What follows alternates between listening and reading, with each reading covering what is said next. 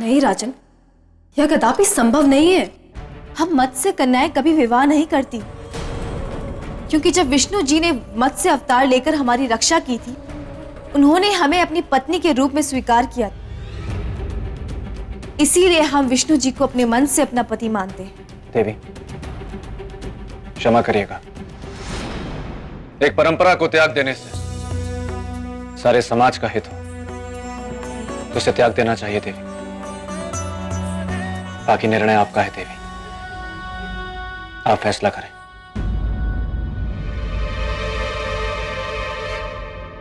ठीक है राजन, जैसा आप चाहते हैं वैसा ही होगा। धन्यवाद देवी, आपका बहुत बहुत धन्यवाद।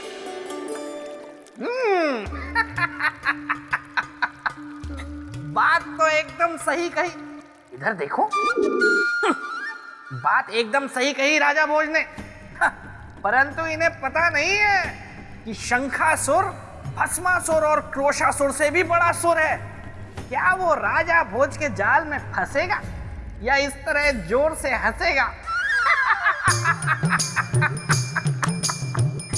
चलो, बात नहीं करनी है तो जाओ यार।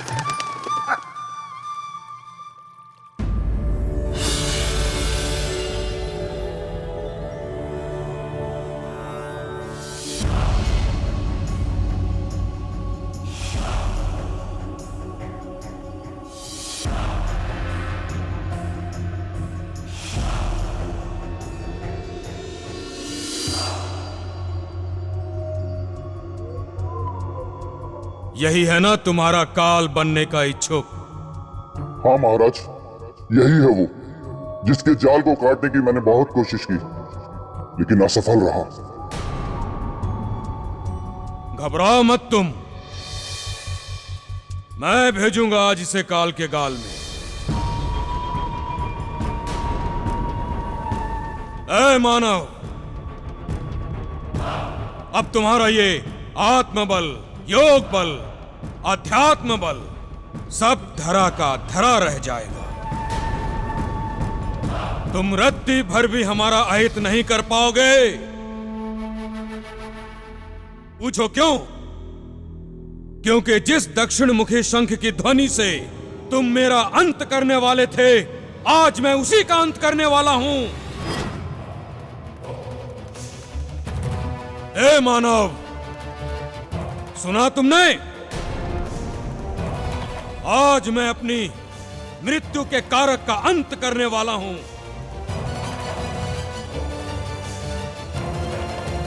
महाराज, आपके डर से इसकी वाणी चली गई है, गूंगा हो गया है ये। आइए और चलकर इस मनहूस को समाप्त कर दीजिए।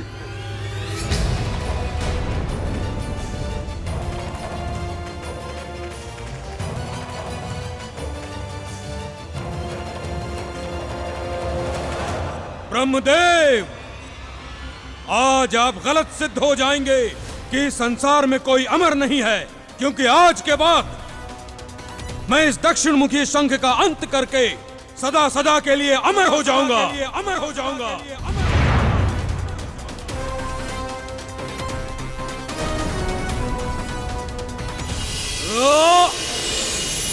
क्षमा महाराज, क्षमा कि मैंने आप जैसे वीर और महाशक्तिशाली पुरुष का विवाह प्रस्ताव ठुकराया।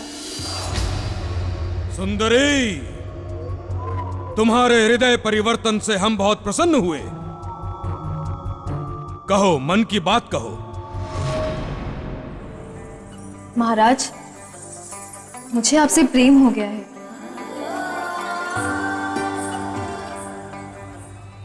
महाराज, इसकी बातों में मत आइएगा।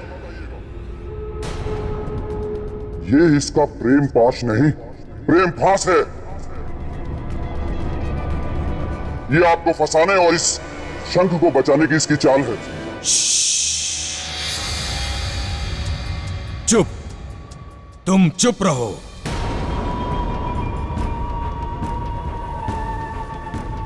सुंदरी के मीठे मीठे बोल मेरे कानों में घुलने दो। हाँ तो सुंदरी, क्या मैं इस प्रेम का कारण जान सकता हूं? महाराज, प्रेम का केवल एक कारण होता है, आंखों के रास्ते दिल में उतर जाना, मन को भा जाना, पसंद आ जाना।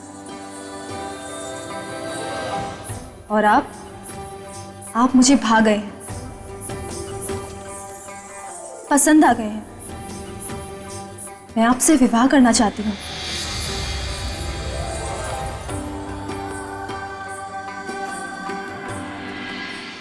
विवाह? महाराज, इसकी कोई बहुत गहरी चाल है। इसकी बात बिल्कुल भी मत सुनिएगा।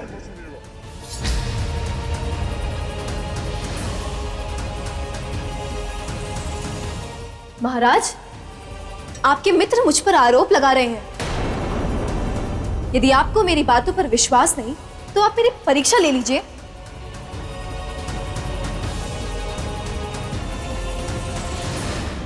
सुंदरी, तुम्हें अपनी प्रेम परीक्षा के लिए मेरी मृत्यु के कारक इस दक्षिण मुखी शंख की मृत्यु देखनी होगी।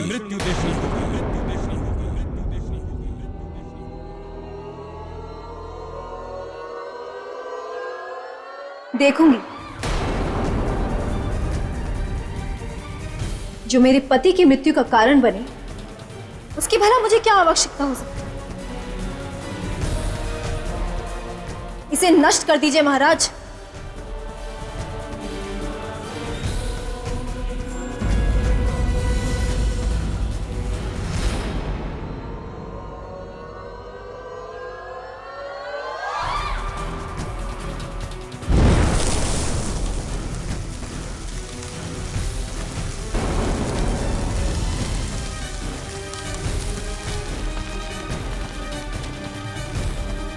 मैं अमर हो गया ब्रह्मदेव, मैं अमर हो गया, अमर हो गया मैं, अमर हो गया मैं, अमर हो गया मैं।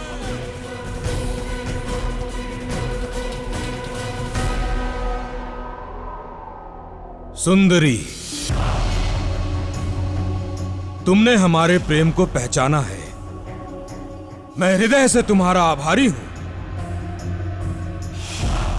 आओ हमारे साथ, हम आज अभी तुमसे गंधर्व विवाह करेंगे। चलो आओ।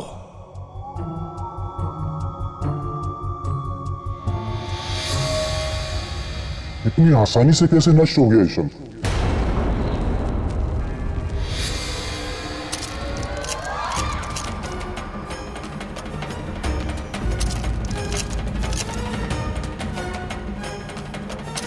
ये कैसा अनर्थ है? लोगों के शरीर में दरारें? ऋषिवर, ये हमारे अंत समय की पहचान है। हाँ ऋषिवर, हमारी आत्मा इस देह रूपी पिंजरे से मुक्त हो जाएगी। हम अब मर जाएंगे।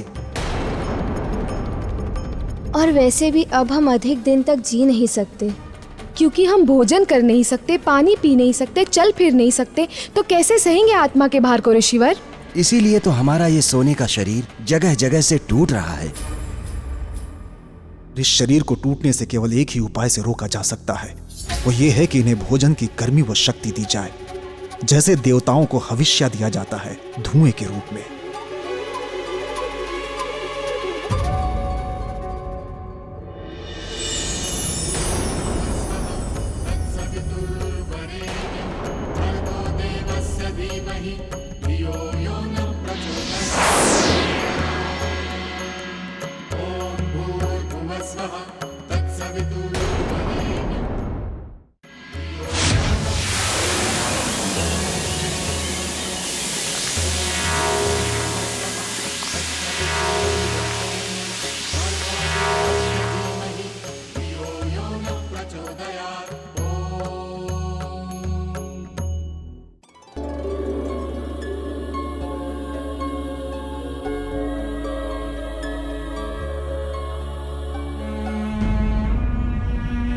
राजा भोज, अब मैं इन्हें अधिक देर तक सुरक्षित नहीं रख पाऊंगा। आपको शीघ्र आना होगा, अति शीघ्र। अब देखना ये है कि क्या राजा भोज समय रहते वापस आ पाते हैं या नहीं।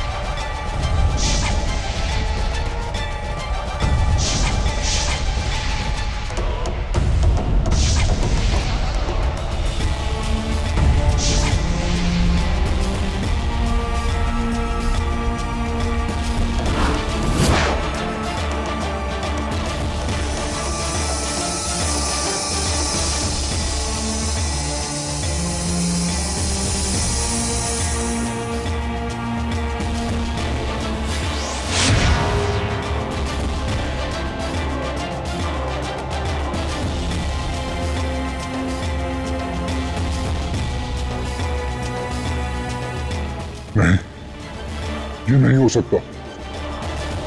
ये शंख तो जीवित है। मैं इसे अभी समाप्त कर दूंगा।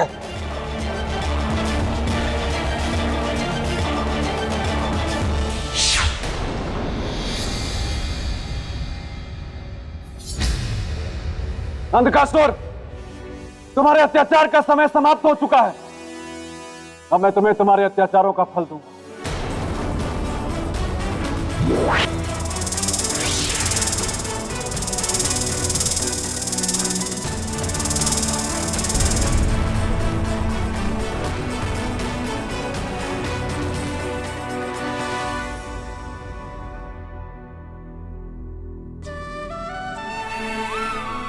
क्या कहूं आपको?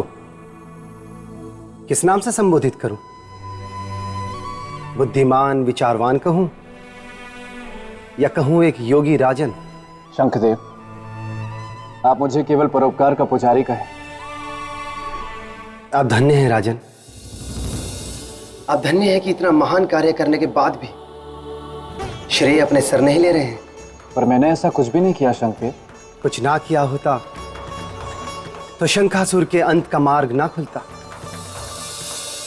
और मैं जीवित ना बचता। वो तो आपका ही विवेकपूर्ण निर्णय था और योग बल था कि दोनों ही कार्य सफलतापूर्वक संपन्न हो गए। शंखदेव, अभी इससे भी महत्वपूर्ण कार्य शेष है। शंखासुर का अंत और देवी मत्स्यगंधा से उसके विवाह को रोकना।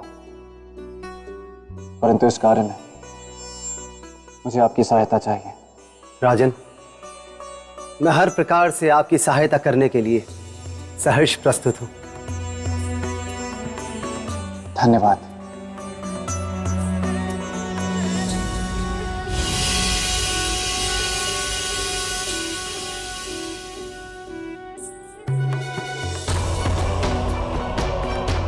शंखासुर, अब तुम्हारा अंत निश्चित है।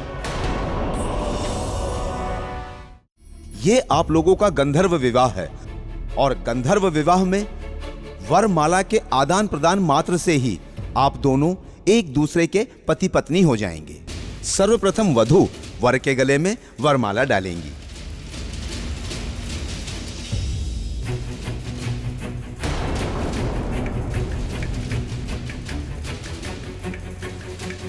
देवी, आप किसकी प्रतीक्षा कर रही हैं?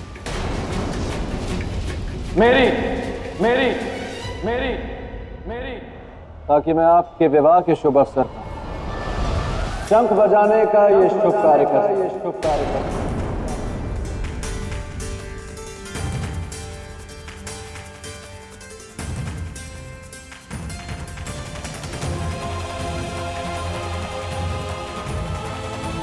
तीनों लोग चारों दिशाओं में यह संदेश प्रसारित कर सकूं। यह सृष्टि में एक बड़ा ही शुभ कार्य होने वाला है। सुंदरी, मेरे साथ इतना बड़ा छल, इतना बड़ा घात। छल और घात तो तुमने किया है शंखासुर। पवित्र शंखों को बंदी बनाकर शंखलोक पर अपना अधिकार जमाकर। ओह, तो तुम इस सुंदरी के साथ मिलकर मुझसे मेरा अधिकार हरण करने आए हो? नहीं, मैं तुम्हारा अधिकार नहीं हरने आया, मैं तुम्हारे प्राण हरने आया हूं शंखासुर। तुम्हारे विवाह के अवसर पर यह पवित्र दक्षिणमुखी शंख बजाकर। नहीं नहीं मानव, नहीं, तुम ये शंख नहीं बजा सकते।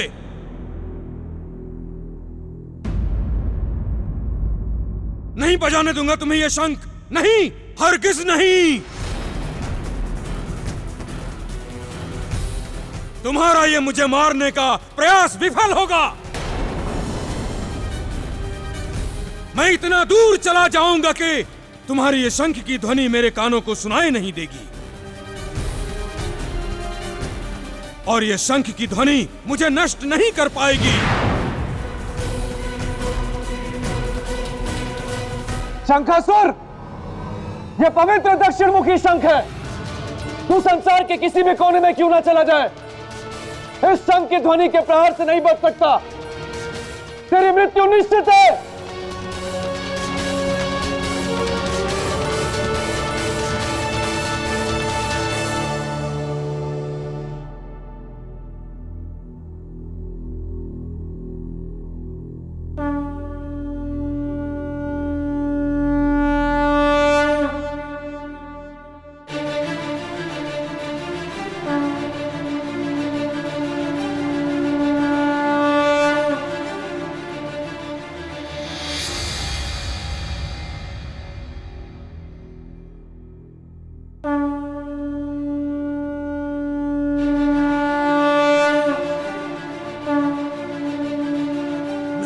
ऐसा नहीं हो सकता।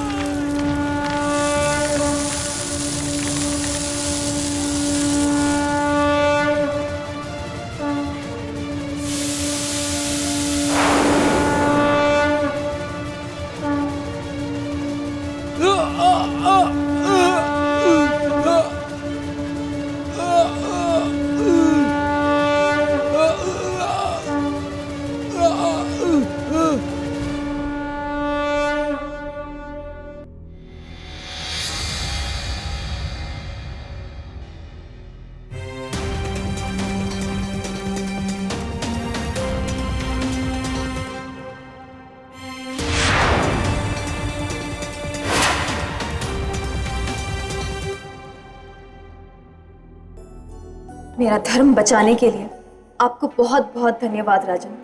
देवी, कुछ देर के लिए आपका मन शंका से भर गया था ना? शंका से नहीं, पर भय से अवश्य सिहर उठी थी। राजन, जहां आप जैसा साहसी, निस्वार्थी, परोपकारी और पुरुषार्थी होगा, वहां भय अधिक समय तक नहीं रह सकता। आपका बहुत बहुत धन्यवाद राजन, जो आपने इस पवित्र शंखलोक को एक असुर से मुक्त कराया, हमारे जीवन की रक्षा की, और वो भी निस्वार्थ। शंखदेव, मैंने तो बस अपने मनुष्य होने का धर्म निभाया, और परोपकार ही तो मनुष्य का पहला धर्म। उसे मैं कैसे छोड़ देता? राजन, हम सभी आपके ऋणी हैं। धन्यवाद देवी।